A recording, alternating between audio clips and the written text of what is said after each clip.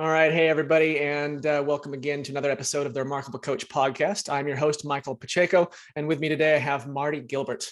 Marty is the founder and CEO of the largest job search group in the United States, with over 9,200 members, 508 of which landed new jobs in 2021. He holds job search webinars and online workshops every 2 to 3 weeks and offers job search coaching services that promote his unique what the hell approach to job search. Marty, welcome to the podcast. Great. Thank you. Nice to be here. I appreciate the opportunity. Yeah. So usually with these podcasts, I like to kind of open up with just having our guest just kind of tell us a little bit about yourself and what it is you do. Okay. Well, I started out my career started out in advertising. I was a writer. Worked for an agency here in Chicago where I'm located, and then a year later I moved to Japan. I was recruited by the largest ad agency in the world, a company by the name of Dentsu. They handle every Japanese company you and I could name. At the time, I was 6,000 employees and only 5 non-Japanese, and I was one of the 5. What we were hired to do was to help promote some of the most famous products in the world at that point in time, although we all didn't know that, to the rest of the world outside of Japan. So I helped introduce products like the Sony Walkman, the VCR, the microwave oven, of course, all the camera companies, the automobile manufacturers, and large industrial firms. And so that's really where my background starts. And then I moved into international marketing. I worked for Motorola for a number of years, helped introduce a lot of products globally. And ran a sports information company for a few years before it was acquired by Fox TV. It's the largest provider of data to all of Major League Baseball, basketball, football, and hockey. In fact, they made a book. Michael Lewis wrote a book, and eventually there was a movie made about our company, essentially. Moneyball was the name of the book. It starred Brad Pitt and Jonah Hill. We were the company behind the scenes. And some people have heard of it. Yeah, I think so. Yeah. I mean, I enjoyed it. A lot of the people that were in the book used to work for me, so that was very rewarding. And then I started the North Shore Executive Networking Group about 11 and a half years ago. I have, pivoted my career from time to time, have an opportunity to change to multiple companies, and I started up, a brief accountability group. I pulled together 5 other people who, like myself, were either in the middle or latter stages of their careers. All looking for a job for whatever reason. And what started with 6 grew to 12 and 25, and then it was 100. And today it's over 9,200 people. The focus initially was in the Chicago area, but one of the few good things that came out of COVID for me personally was it enabled me to become a global company, because I took everything online. And now I've got members in this group that are out of Philadelphia, Houston, LA, New York, Boston, Minneapolis. They're all over the country. And because all my events are either online webinars, the online workshops, and even my coaching, which is a big piece of what I do, can be done obviously through Zoom conversations like this. Sure. And emailing, and so it's been great, and the outgrowth of the growth of this business has been pretty astonishing, because I've helped over 2,500 people to land their next job, and it's not just the job seeker that you're affecting; it's their entire family, and I hear about it from members of the job seekers' various families, which for me is the reason why I do this. It's been very rewarding. Yeah, I'm sure it must be rewarding. I want to dig into the what the hell approach to job search, but before we get there, 日本語話せますか? 日本語、あなたの日本語が上手ですね。東京に住んでいました？そう。はい。早稲田大学で留学しました。なんか10年間前くらい。私は40年の前。Okay. But I've been able to retain a lot of the Japanese that I spoke when I lived there. Yeah. And of course, everybody in the company I worked for was Japanese. Of course. And just surrounded by the culture and everything. And it's one of the reasons why I just loved, the whole experience of being here. It was great. It was really good. Yeah, it's a great place. I went to school at Waseda, as I said, in Japanese. And I went to Jochi. I took a class at Jochi Daigaku. Okay, nice. Sort of a sister university to Waseda. Did you speak Japanese when you got your job? Not a word. Just trial No. by fire. Yeah. Yeah. Yeah. I remember uh we'll get back into the good stuff, but real quick, I remember when I landed at Haneda, I had a backpack, I had a guitar and a suitcase, and I did not speak a lick of Japanese, and I was supposed to start university in like 2 weeks. And it was, When was this? How long ago? oh geez. I landed on the 4th of July, 2009. Okay. All right. I lived there in the late 70s, early 80s. Yeah. There were very few gaijin, and of course, everything was in Japanese. And so you really had to take the time to try to learn as much as you could, because otherwise you could get so lost in a city of 20 million people. Yep. So, yeah. Yep. But Yeah. what a city. It's a great place. At any rate, circling back to the topic at hand, tell us about the what the hell approach to job search. It's a great name. I love the candor. Yeah. It's really something that I've lived my life by for a long time. Because I never took sort of the straight and narrow line to whatever I was doing. I oftentimes took the crooked path and veered away from what a lot of other people were doing. When I got out of college, instead of going right into the workforce, I worked for a few months to earn as much money as I could, and then went off to Europe with a backpack and ended up staying for 7 months. You could live on $5 or $10 a day back then. And then, of course, a few years later, I moved to Japan, and I traveled around China and Southeast Asia for about 4 months before I came back here, and just saw incredible things, because Asia is such a colorful part of the world. Sure. But I've always been a believer of not necessarily doing what everybody else is. And the whole premise behind the what the hell approach to job search is, what the hell do you have to lose by doing things that other job seekers are not doing? Sure. Because Okay. the job search is really about, how do you stand out from a very crowded environment of great candidates? And you've got to do a lot of things online and offline that make some people feel a little uncomfortable. But my response to that is, how much do you really enjoy being unemployed? Yeah. And what the hell do you have to lose?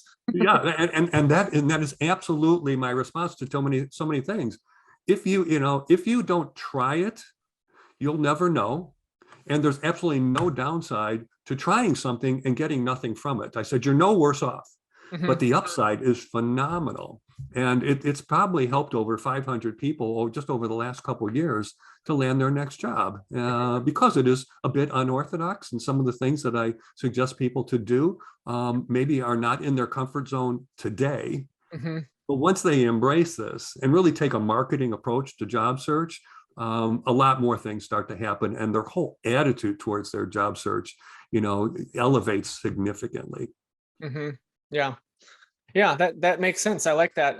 What sorts of, I don't know, what about some tactics? What sorts of things do you have people do that stand out from just, another white piece of paper resume in the pile? Yeah. And you've hit on one of the most important points, is that you can be one of 150 people that apply to a job. And I tell folks, I just don't like those odds. And so many people follow the herd. They apply to a job online, they hit submit, and they hope for the best. And I go, that's not the way to look for a job.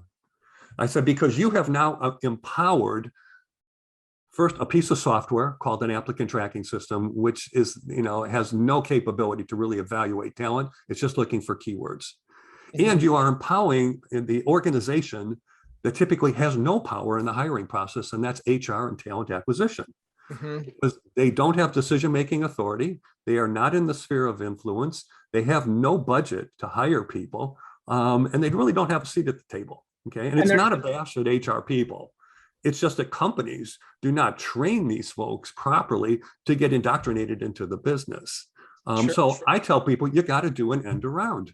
Yeah. And I've worked with so many job seekers that have got rejected within 15 minutes. They get an email from the applicant tracking system saying, I'm sorry, but you're just not a fit with this role. And my response is, let's create a great email that connects the dots between your background and what that company is looking for. And let's send it to 5, 6, 7 people that are in the sphere of influence. And some of them are going to be totally unrelated to the department that you're trying to get a job with. So if you're looking for a role, just as an example, you should be emailing the VP of Finance or the CFO, but you also want to be emailing their peers, the VP of Sales, the VP of Marketing, the VP of Operations, the VP of Product Development, and as a courtesy, you can send one to the VP of HR. So now you've got 6 or more people, and all you need is one of them to do the right thing. And that's to take your great email and to send it over to the hiring manager, or to send it to the person who's going to be doing the phone screens.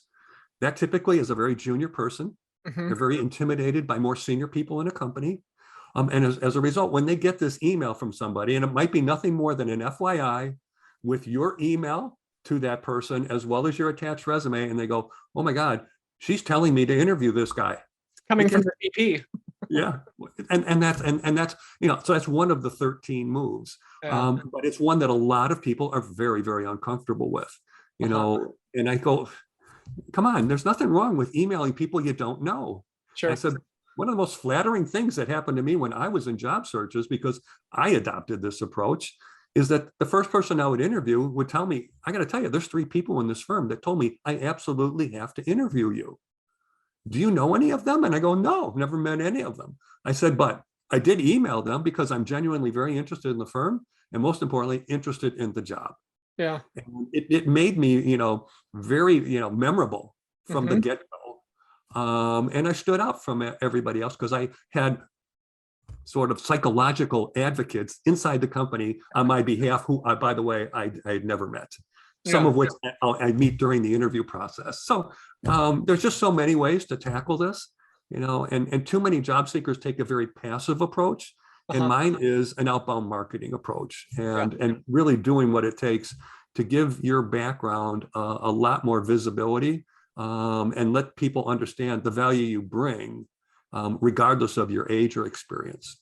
I love it. I love it. Yeah. As in marketing, we call it an account-based marketing approach. Yep, because you've got the account, you want that job, do the research for the job, show them that you're serious about it. Don't just be another, did I get you back? Okay, there you are. Sorry. I lost connection there for a second. Where was I? Yeah. Don't just be another resume in the pile, right? It's so easy to go on Indeed and click submit. The HR people, to speak to what you were talking about before, in addition to, not being in the decision-making realm, they got to be exhausted because they're reading so much stuff, and they're just they're getting hundreds, and they're using that piece of software, the applicant tracking system, to ferret out, pick a number, 70% of them at least, right? But there's nothing to say that you have to absolutely believe that HR and that piece of software have the power to eliminate you. And that's why I say you got to get to the people that really matter. And you can find anybody on LinkedIn these days. It's not difficult. And you can get stuff right into their inbox so that you've got the visibility you want. And today, during the pandemic, it's easier than ever because everybody's working from home. They're tethered to their laptop and their cell phone. And so when you call into the main number, and it's one of the other moves is that you got to use your phone for the reason it was invented, right? The cell phone was invented for voice communications. When we introduced this product at Motorola, we never envisioned and thought about, putting it on, the internet didn't exist, right? So that was not even an issue. We thought about embedding a pager. And putting a pager into a cell phone was truly novel at the time. But so many people just don't use their phone for picking it up and making a call. And I tell them, if you don't hear from somebody within 3 days, call them, because your chances of reaching them today during the pandemic are greater than ever. Because you call into the main number. It may be an automated system. It asks you to enter the first 3 letters of the person's last name, and guess where that call goes? It goes to their office phone, it bounces over to their cell phone, and lo and behold, the chances of them answering that call are far greater today than it ever has been historically. And now you've got a potential conversation with the person who has the authority. And I love doing those kinds of things, and more importantly, getting people to change their behavior so that they now get this as part of their efforts, day in and week out. Yeah. Yep. I can speak directly to that. I won't name names, but I definitely know people who will spend an hour texting a 5-minute phone conversation. Yeah. And I'm thinking to myself, just pick up the phone and dial. All right. I mean, any of us that have kids, we deal with this, right? Yeah. They don't even know the phone numbers of a lot of their friends because it's in speed dial, or they Sure. don't call them. It's just I'm texting them. No, Mm-hmm. you don't. Yeah, Dad, you don't call people. That's not the way it's done. I go, but you're sitting here waiting for an answer, and 45 minutes have gone by, and you haven't heard from anybody, and nothing's getting done in the meantime. Yeah. Yeah. Yeah. Get the 5-minute phone call out of the way, and then live your life. Yes. Anyways, I don't want to turn this into a curmudgeon fest. What tell us about what's the most creative, I'll call it a hack for lack of a better term. What's the most creative job search hack that you've either seen someone do, heard of someone do, or that you teach about doing yourself? All right. Here's one that I've done and I've shared with many folks in a job search. Many times when you're going into the job search, you might be going through 3, 4, 5 rounds of interviews. Mm-hmm. And at the end of it, the company says, you know what? We just can't decide. We're not ready to pull the trigger. We're not sure we're going to do this. So we're going to put the job on hold. Mm-hmm. And I tell people, one of the biggest deterrents to landing your next job is a company's inability to decide. Mm-hmm. And so when those kinds of things happen, it's not just put your head between your legs and go, oh man, I can't believe this. I thought I was going to get an offer. Mm-hmm. No, your next response should be, I realize that you've been looking for somebody to fill this role for some time. And it may be several months ahead of you in the meantime. Mm-hmm. But that doesn't mean the work has gone away. Mm-hmm. So if you've got work that needs to get done, you don't have the bandwidth and you don't have the skills inside the organization, then let's carve out and define a project and I'll take it on for you. On a great basis. Yeah. You get paid for it. You absolutely got to get paid for it. Yep. Because you're adding a lot of value. And the great thing is you're thinking out of the box, Mm-hmm. which companies like. It tells them you really want to work there and you'll do project work in an effort to get engaged. Mm-hmm. If you do a good job and they like you, well then they might learn to love you and not want to let you leave, and they create a full-time opportunity for you. I've done it a couple times myself. Yeah. So it's just thinking a little bit differently, right? Mm-hmm. So that is just an example of another one of those kinds of unorthodox moves that so many people just don't ever think about. Sure. But it makes you stand out. It creates an opportunity for you. Okay. And when you start interviewing with a job or with a project in tow, your whole attitude changes. Yeah. You come across a lot more confident. You go, it's not that you feel, well, I don't need a job. No, you want a job. You want something full time.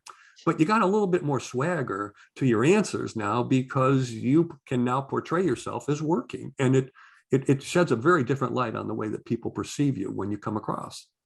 And I love how you're reframing the job search almost into, you've turned it into now a sales conversation, right? Well, you know what? You made the comment, and I'm sorry to interrupt you, but you made a comment about sales earlier.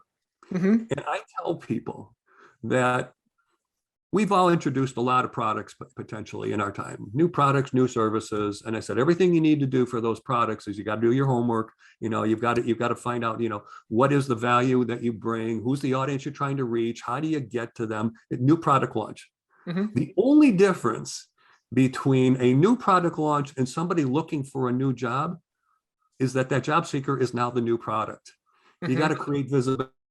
The skills that I teach a lot of people is no different than sales prospecting. Mm-hmm. Somebody who's really good at prospecting for their next great client could in fact be a great job seeker. Because your feeling is, I'm going to do whatever it takes to make my quota for the year. Sure. And I love that attitude because I don't see it in enough people that are in a job search, but that those that do adopt it, and that's in large part, a big piece of the what the hell approach. Mm-hmm. They get a lot more activity. They get more, they get more great networking conversations. They get great introductions, and they get, in the end, more interviews. Mm-hmm. And that's what we all want to get. We all want to get those interviews with the Yeah. kinds of companies that we want to work for. Yeah.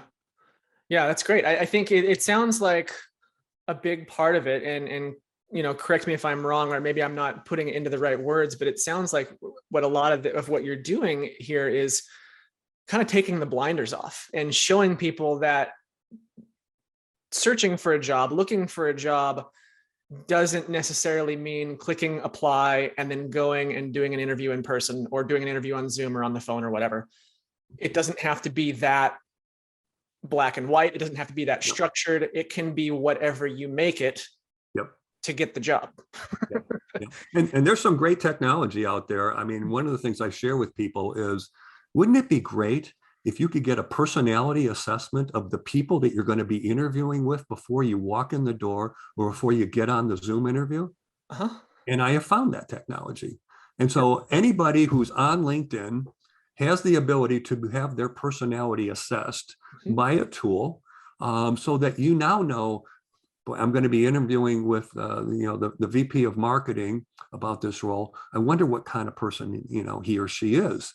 Well, it'll tell you, what is this person's attitude like? How do they like to be communicated with? What really excites and drives them? And it's all based on the content, of course, that's sitting in their LinkedIn profile, but it's doing a quick, early assessment that can be really beneficial to any job seeker, because now you've got some advanced, intelligence, and know how to, in some cases, position yourself and communicate with that person to capture their interest, because the job interview is a performance.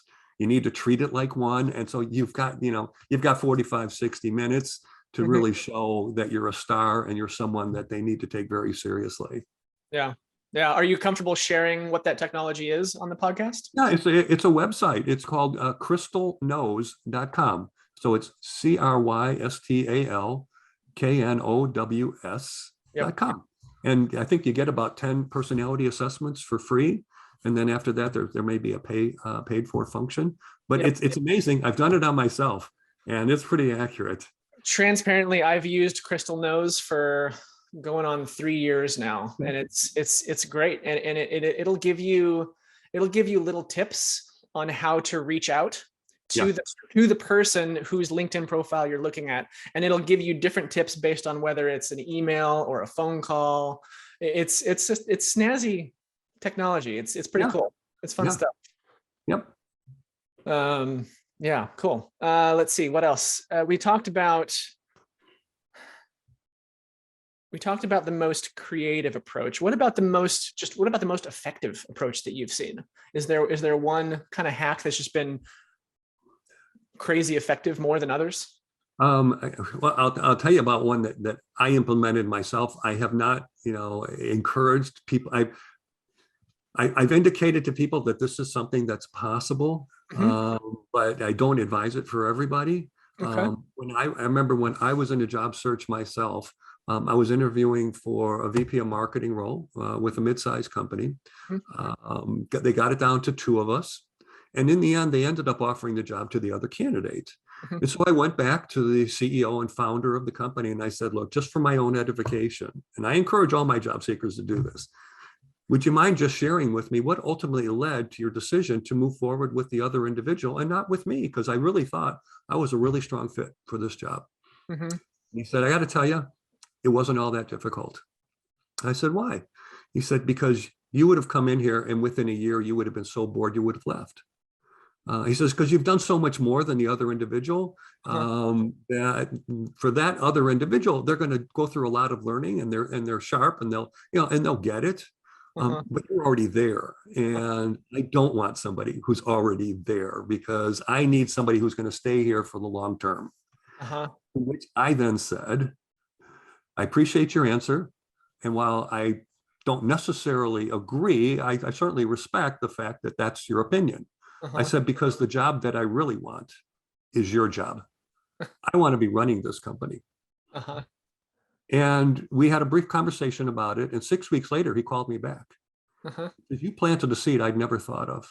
He says, because I've been running this company for the last 7 years when I first started it. He says, but I'm tired of dealing with the customers. Okay. And the customers are really impressive companies. Uh-huh. Because they're the largest provider of fantasy sports games. So the clients were people like ESPN and Sports Illustrated, and of course, all the major newspapers across the country that were running baseball box scores. Uh-huh. And he says, I hadn't thought about not running it. He says, but why don't you come on back and let's talk about this in greater depth and see if this is something that works for you and me. He then had me interview with the 9 vice presidents that ultimately would report into me. And within 2 weeks, I had myself a job. As the chief operating officer. And, it's not for everybody. Uh-huh. I'm very comfortable doing things like that because I just figure I've got nothing to lose and everything to gain. And I got a lot to gain by doing that because it created an opportunity for me. The same thing with the job in Japan.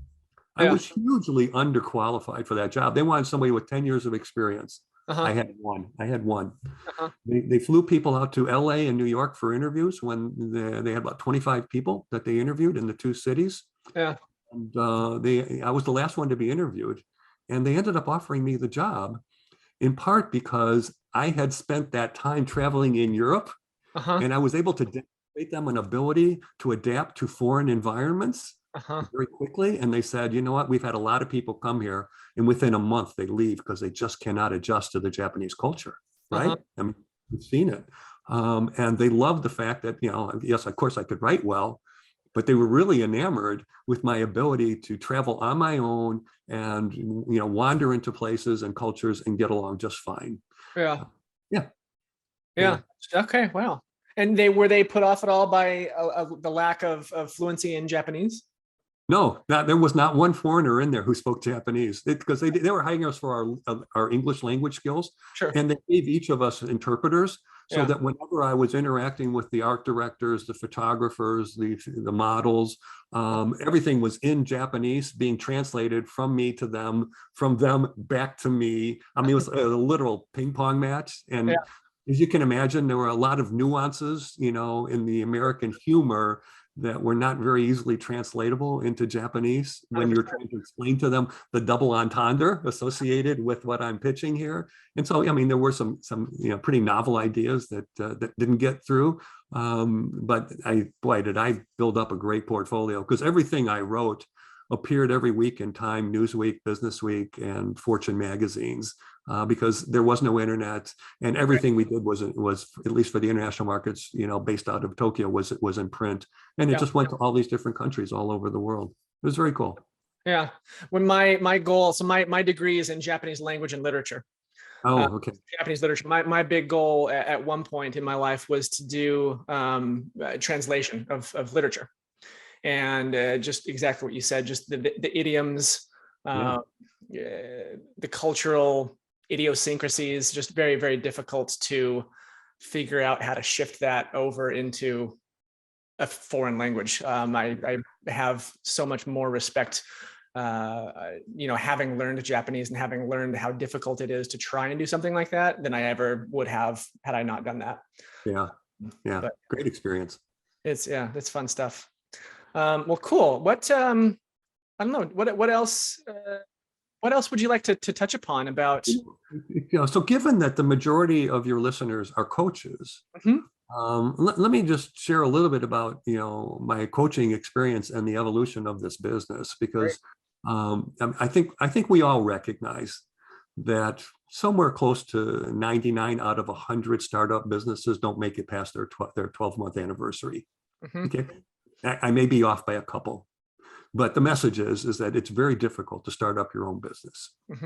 And coaching, like consulting, has a lot of peaks and valleys associated with it. There may be times when you're working on 3 and 4 clients at the same time, and then a couple weeks later, you could have nothing. Okay, and of course, you want to even out that revenue stream as much as you can and get some consistency to it. So I think I was very fortunate that before I decided to expand into coaching, I built up a rather large following through the North Shore Executive Networking Group. And as I started to get to a few thousand members, I had a built-in base of potential coaching clients. Mm-hmm. I have never gone out looking for a client. Mm-hmm. I have never had to go out and sell, because when you've got 9,000 or so people who already know of you and what you do and have seen you in action in webinars and workshops, you've got credibility. Sure. Without ever having any communication with them. And of course, they can go look on my website, they can check out my background and the things that have been built over the years. Mm-hmm.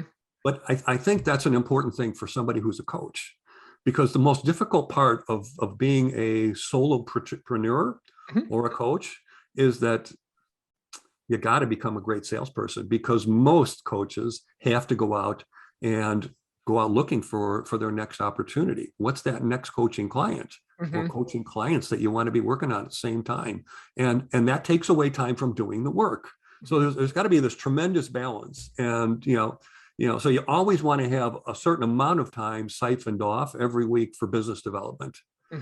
So that when the project is over, you're not sitting there wondering, okay, where do I go next? What next? you got to have stuff in the hopper. You got to have a backlog of sales opportunities that you're constantly working on. And like I said, I was in a very fortunate situation with my coaching, because I had a built-in base of people that were essentially kind of coming to me. And for me, it was, that took away the whole salesmanship aspect of owning your own business. Yeah. And then I just built out multiple revenue streams in terms of webinars and workshops and coaching. And of course, I've taken on advertisers now. This is a very interesting part of the business, because I've got 9,200 people. They are a very specific demographic. About 7,000 of them are actively looking for work right now. And there's one of the things we hear in the pandemic, and I just don't get it, is that so many companies are having trouble finding good talent. And there is a lot of great talent, and it's not just in my group, but across the country.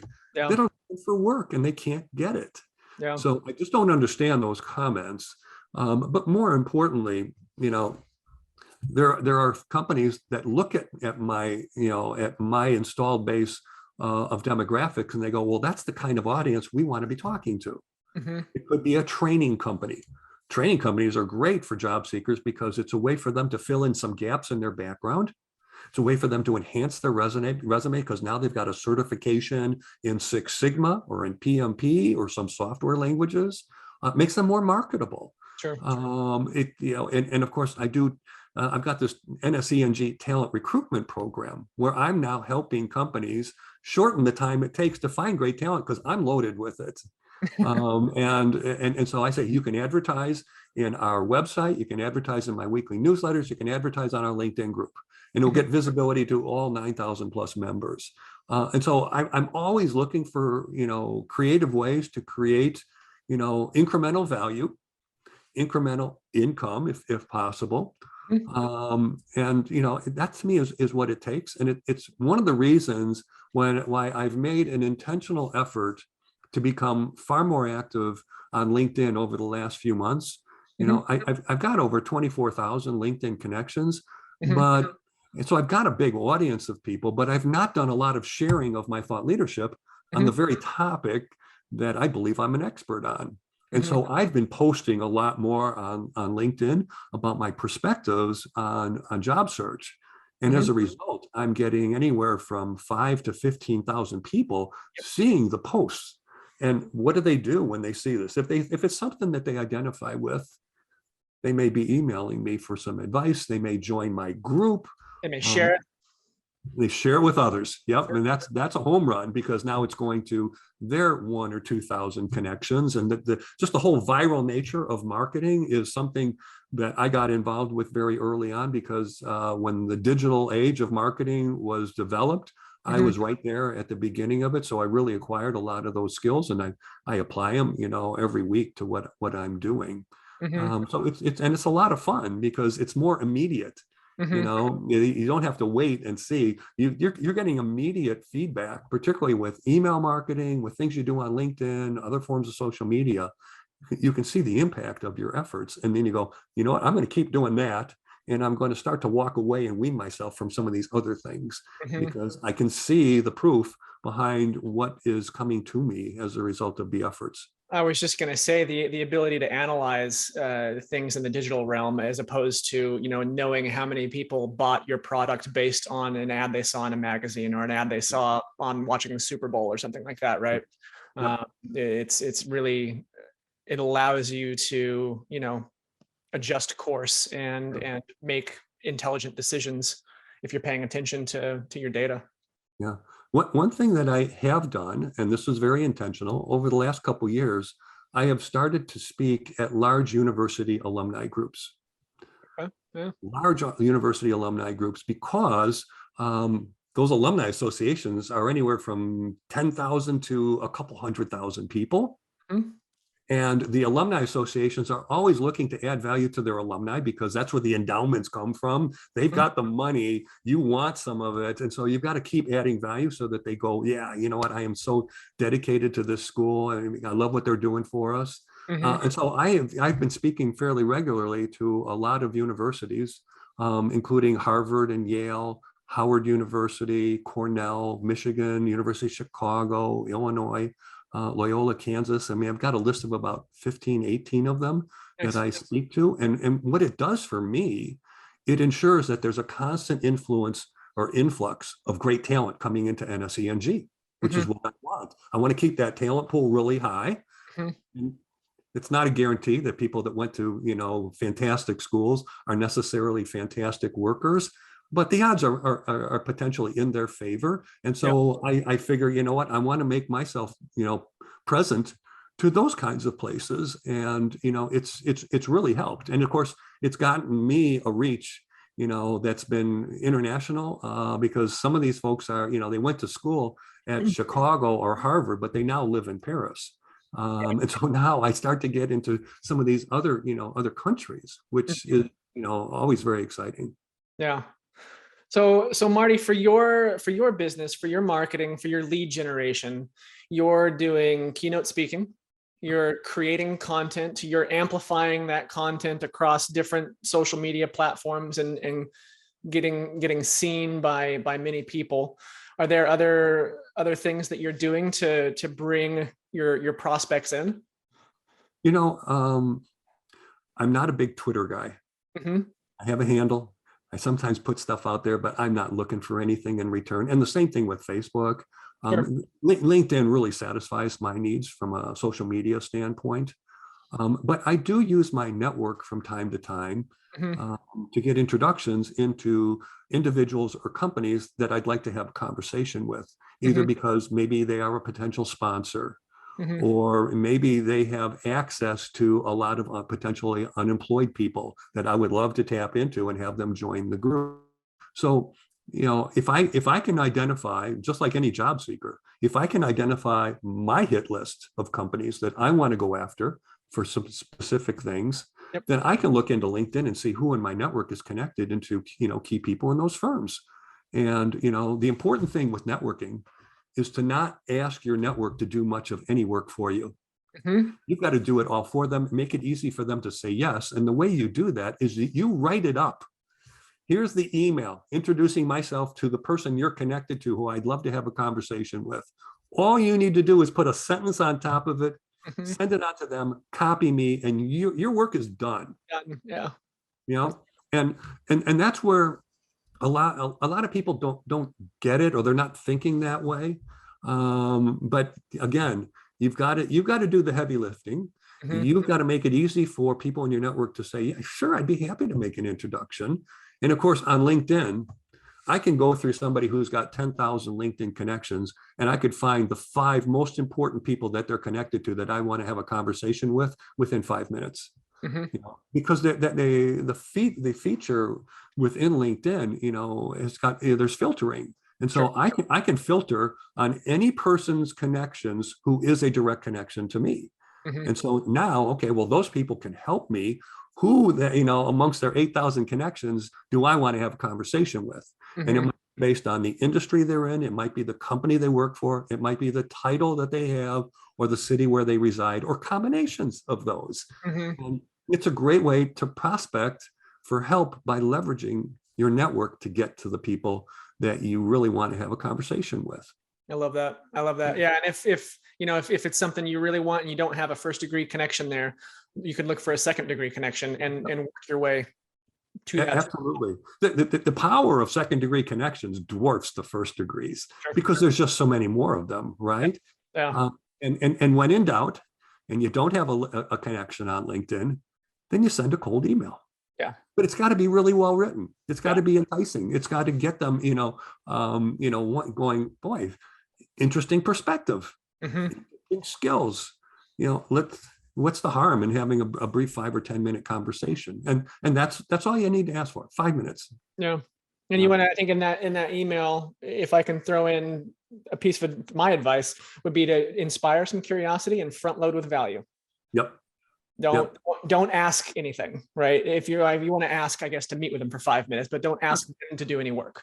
No. Front load with value and inspire their curiosity. Yeah. And one of the things that the pandemic has done is it's gotten away from all these meetings at Starbucks or at Panera Bread, which is popular here in the Midwest. And it's like, when you tell people I want to meet at a Starbucks, guess what? You've just asked them to drive 15 or 20 minutes. Yeah. Now going to meet for half an hour, 45 minutes, and then they got to drive back to their office. A lot of people don't want to have to do that. And that's why I love Zoom, because it's instant. It's like, hey, let's just get on a quick Zoom call. We can, in 10 minutes, I can get what I need, and I can share with you anything that you're looking for. Yeah. And one thing that I found too, when if I'm trying to meet with someone who's quite busy, just a phone call. Yeah. Not even a Zoom, because the Zoom, sometimes there's a schedule involved and you have to be sitting at your computer. With a phone, you can be on the go. They can be, doing other things. So sometimes even just a quick 5 minute phone call would get you there. Oh yeah, absolutely. And just say, I just need 5 minutes of your time. And trust me, if the conversation's going well, it could be 15 minutes later and you're still on the phone. For sure. Yeah. That's great. Marty, this has been wonderful. I want to be respectful of your time here. You've got some webinars coming up. I believe this podcast is coming out on March 8th. Okay. And I think you've got some webinars coming up around that time. I've got one actually on Tuesday, March 8th from 6:30 to 8 o'clock in the evening, Central Time. And it's on how to beat age discrimination during your job search. The next webinar after that is a 2.5 hour session. It's on Wednesday, March 30th from 6 to 8:30 Central Time in the evening on how to maximize the value of LinkedIn during your job search. The one thing I do want to encourage people to do is check out my website, NSENGINC.com. The membership is free. And when you join, you get access not only to the 9,200 members in the group, which are climbing by 4 and 5 a day, but you're going to get 3 webinar recordings from me, no cost. How to find a job during COVID, and then 2 that are Q&A sessions of members across the country asking all kinds of questions on resumes, LinkedIn profiles, branding, interviewing, networking, and on and on. So there's nothing to lose here, everything to gain by becoming a member, and I encourage people to do that. Love it. Love it. And to get to the age discrimination webinar and the using LinkedIn webinar, is there any cost to that? Do they need to sign up for a list on your website? Those items do cost. The webinars are typically $20. The 3-hour workshops are typically $80. Okay. And all that information is on right on the website. Yep. nc.com. Awesome. Marty Gilbert, thank you so much for your time here. This has been fun. This has been great. I appreciate the opportunity. I appreciate your time. And thank you to our viewers and our listeners. We will catch you all next time. Cheers.